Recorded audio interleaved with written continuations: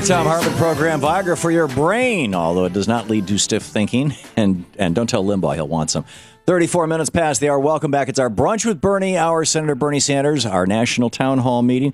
And, Senator, before we go to the next call, did you want to finish up your... Yeah, Paul from Colorado suggested that it might be a good idea for some private law firm to start suing Wall Street for the toxic mortgages they were selling, which has led us to this terrible recession and resulted in millions of people losing their life savings or their homes and certainly their jobs. And I think that's a good idea. But I should tell them, good news is that the front pages of the papers throughout the country today are reporting that the Federal Housing Finance Agency is filing suits against Bank of America, J.P. Morgan Chase, Deutsche Bank, and others for doing just that. And we hope that the revenue that is collected from that lawsuit is being used to help people who are hurt. But the bottom line here, Tom, is that if we are ever going to get our economy straight, if we're ever going to see investments going into the productive part of our economy, where we're producing real products here in America, where we're creating decent-paying jobs, we're going to have to deal with Wall Street. Wall Street is now so unbelievably powerful. A few years ago, they were earning about 40% of all profits in America. They're paying their CEOs and their upper-level people just extraordinary amounts of money. They have endless sums of cash to put into campaign contributions and into lobbying efforts to fight back against anything that Congress might do to control their greed. We're looking at the top 6 financial institutions in this country owning well over 50% of the assets of the United States of America, which is, to my mind, creating a very uncompetitive situation in this nation. So you got a very small number of people with incredible wealth and incredible power, and they're using it every day. And they are the people. They are the people responsible for the horrible recession that we're in now and all of the suffering that we're seeing. The truth of the matter is that at this moment, at least, they are too powerful for Congress. The issue is not Congress regulating Wall Street, it's Wall Street regulating Congress. But we have got to keep working to break up these huge banks and get capital into the productive part of our economy, not just into the gambling section, which is a lot of what Wall Street does. So Paul asked a good question, and it's an issue that has got to be worked on. Frank in Cambridge, Massachusetts. You're on with Senator Sanders. Hello. Well, thank you. Tom, I want to thank you for having Senator Sanders, and thank you, Senator Sanders, for my being able to talk to directly to a U.S. Senator.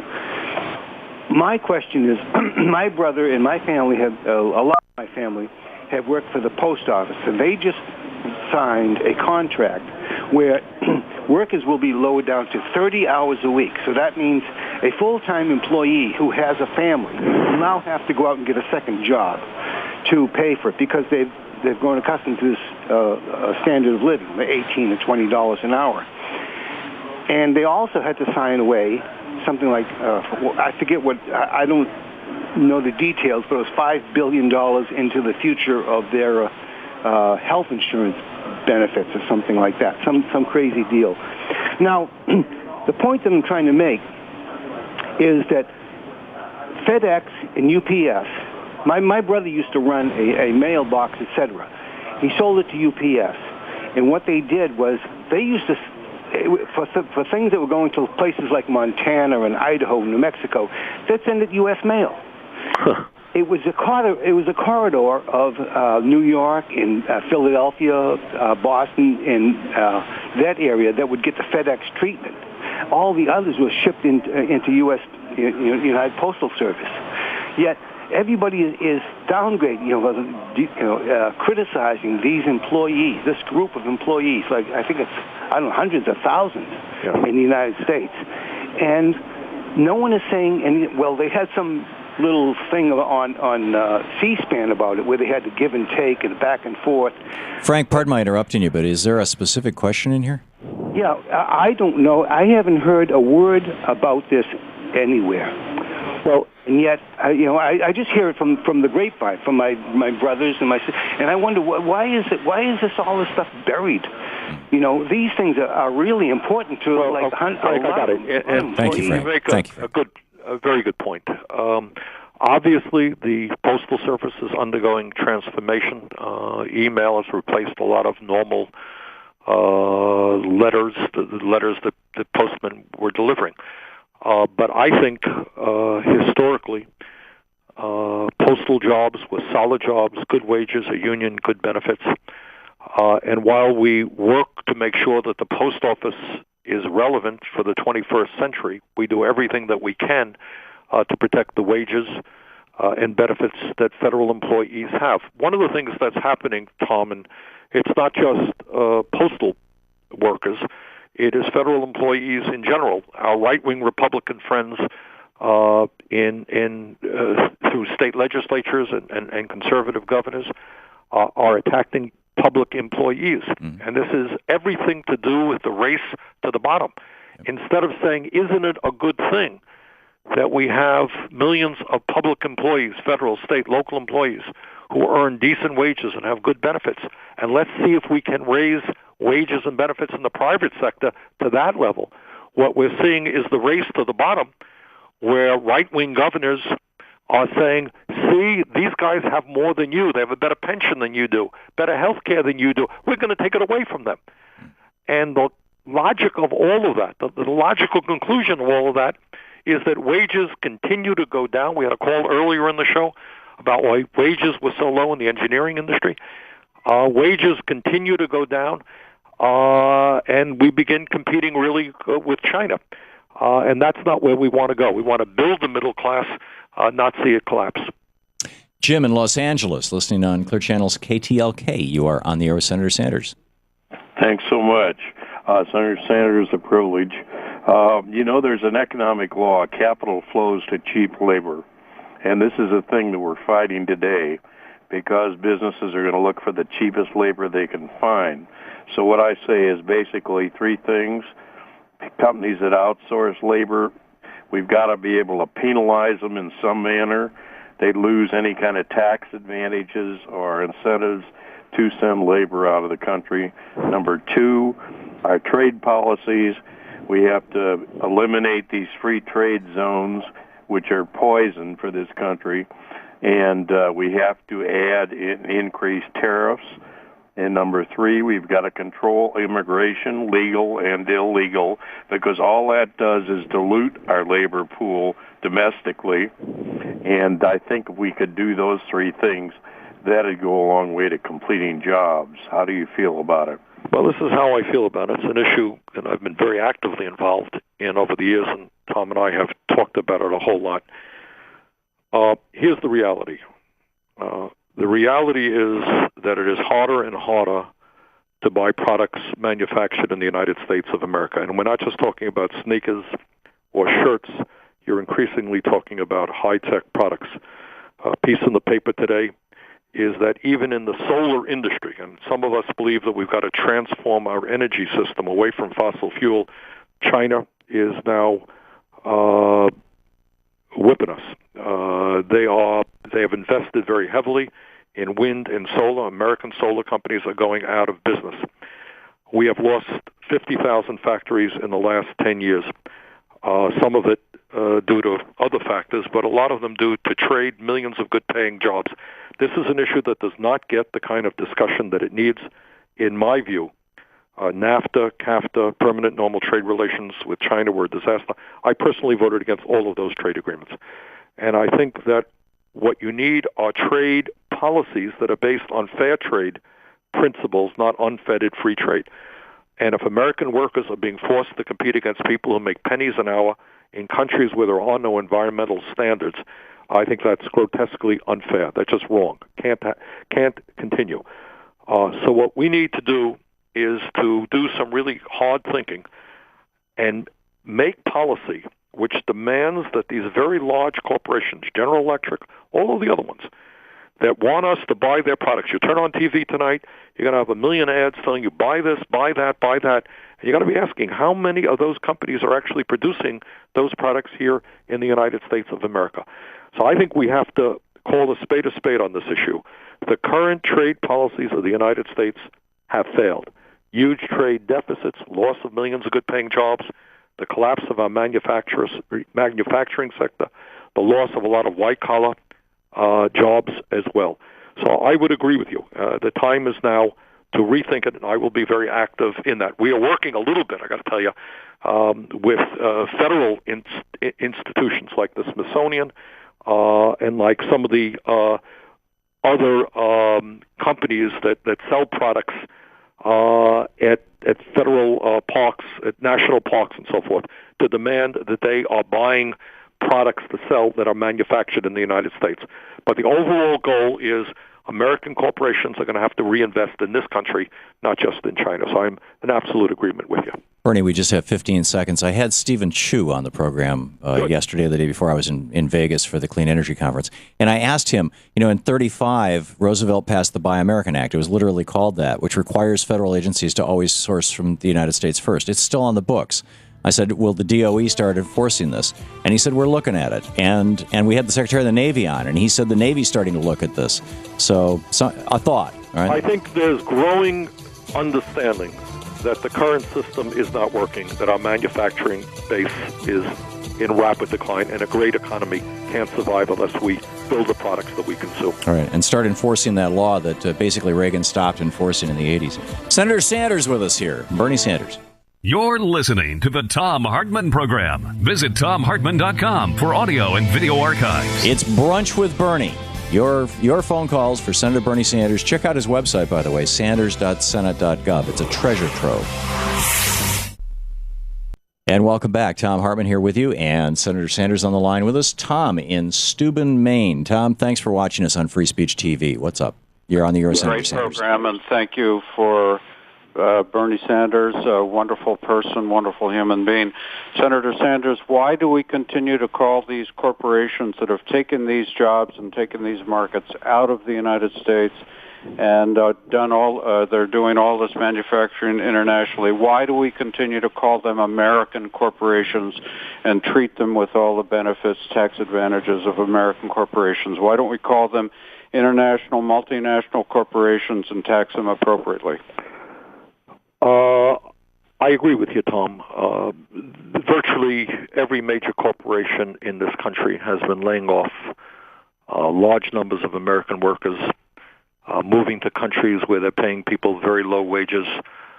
In many cases, in addition to that, they are starting accounts in low-tax countries where they can avoid paying taxes to the United States of America.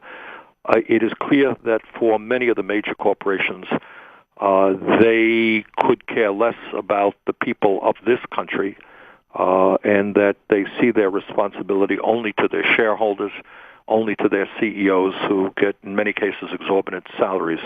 So I think, that's what we have to deal with. I would say that the bottom line here is the United States remains the most significant market in the world, and we have got to tell these people that if they want the benefits of being an American corporation, they're going to have to pay a price for that. And that price is to start reinvesting in America and creating decent jobs in this country. I think that's just an issue that if we don't get our hands around, we don't solve, if we don't rebuild our manufacturing sector, we don't produce the products that we consume, I don't know how you're going to have a first-rate economy. DeCarlo in Oakland, California, watching us on Free Speech TV. DeCarlo, you're on the air. We have about a minute and a half here. Oh, okay, yes. I was just going to ask a quick question. Since we have the situation now with Citizens United being able to actually be considered, people, I don't understand why we don't actually activate our poor people in this country, including myself, people who might be on food stamps or getting welfare, to vote. And if they don't vote, then, we can actually maybe penalize them accordingly a little bit.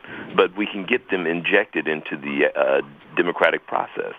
Well, you're absolutely right. And clearly, in a democracy, we want as large a voter turnout as possible. We want people to be thinking about and debating the serious issues facing our country. One of the outrages that is currently going on, and I know Tom has talked about this on numerous occasions, is that in Republican state after state with these right-wing governors, what they are doing, DeCarlo, is exactly the opposite. They are moving extremely aggressively to make it more and more difficult for low-income people to participate in the political process and to vote. They want picture IDs, or they want driver's licenses from people who don't own cars, or they're going to create a bureaucratic haze that people are going to have to go through before they can vote. This, to me, is, completely outrageous, and it's something that has to be addressed. But clearly, we do need to mobilize not only low-income people, but everybody in this country to get involved in the democratic process. So well said. Senator Bernie Sanders is with us. It's our national town hall meeting, Brunch with Bernie, here on the Thom Hartmann Program. His website, sanders.senate.gov, has a regular newsletter you can subscribe to. It's free. They just send it out to you in email. And every few hours, all day long, they update the news on it. Check it out.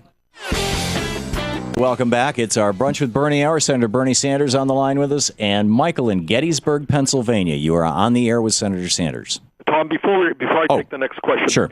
Michael, hold on. I want to just, to the people in Vermont who are listening to the program, we're going to be having a page on our website to enable people to learn how they can access hurricane support. So that will be up. It's up now. It will be up in a few minutes. So anyone in Vermont who has been hit by the hurricane, whose home has been damaged, if they want to know the best way to try to get the support that they are entitled to, check out that website. And that's sanders.senate.gov. Okay. Got it. Michael in Gettysburg, and I'll mention that again at the end of the show, too. Thank you.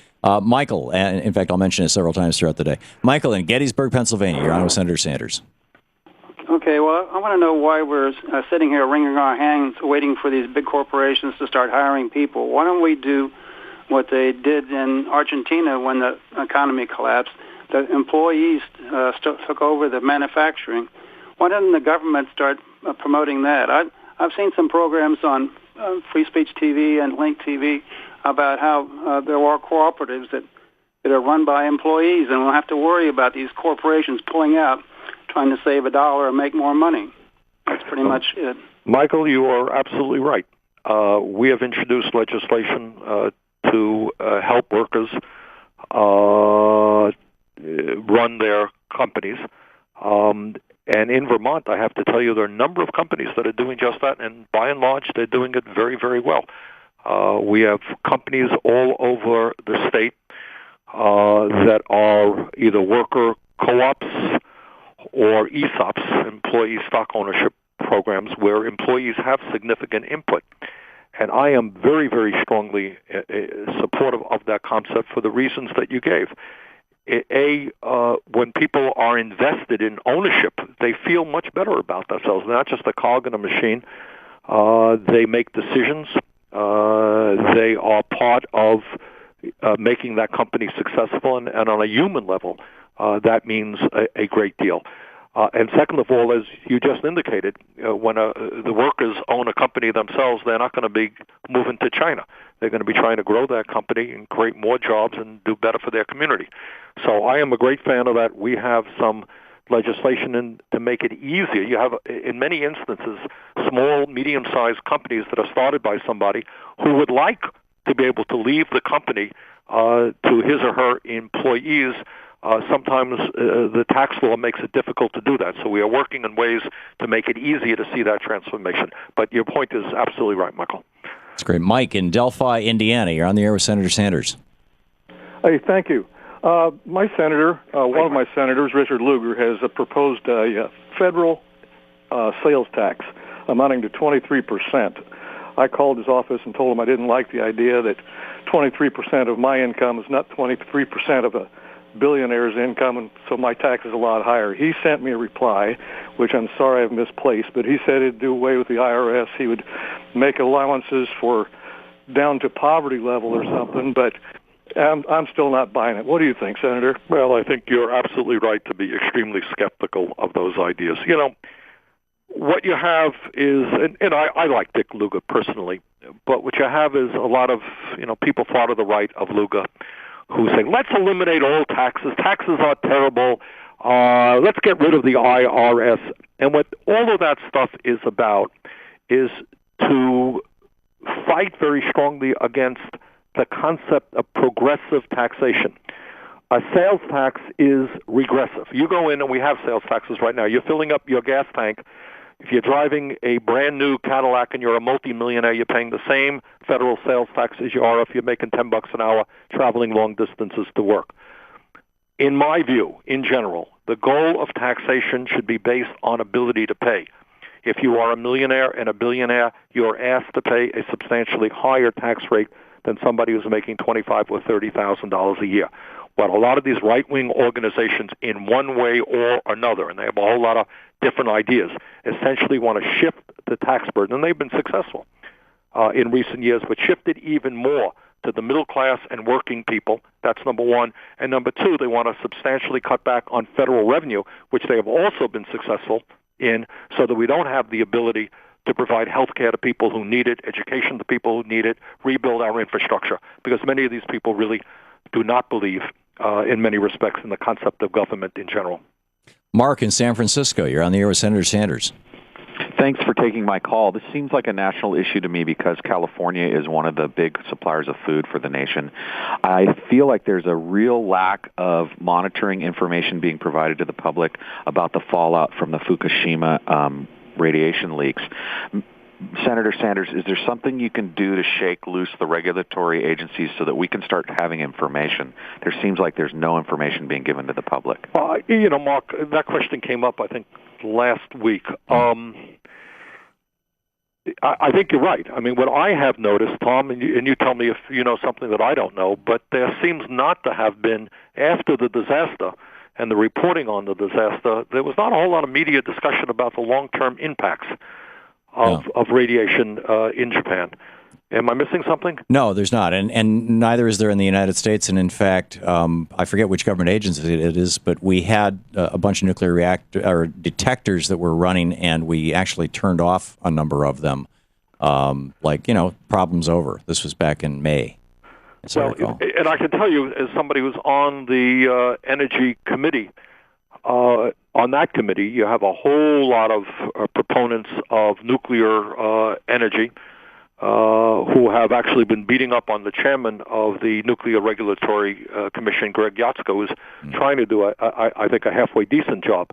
But I think Mark's point is right. We have had a disaster. The world is entitled to know honestly and straightforwardly what kind of long-term problems have been suffered. So, Mark, thanks for that question. That's something we will look into. Yeah. And that wraps up the hour. Senator Sanders, thanks so much for being here with us today. Okay, good to be with you. It is an honor and so great that you will come on and do this National Town Hall meeting with us every week. Thank you, Brent. Pleasure. And Sanders.senate.gov, particularly if you're living in Vermont, you want to know what you can do about the disaster situation there. Bernie has information on his website, Sanders.senate.gov. If you're in Vermont, you need some help, let him know.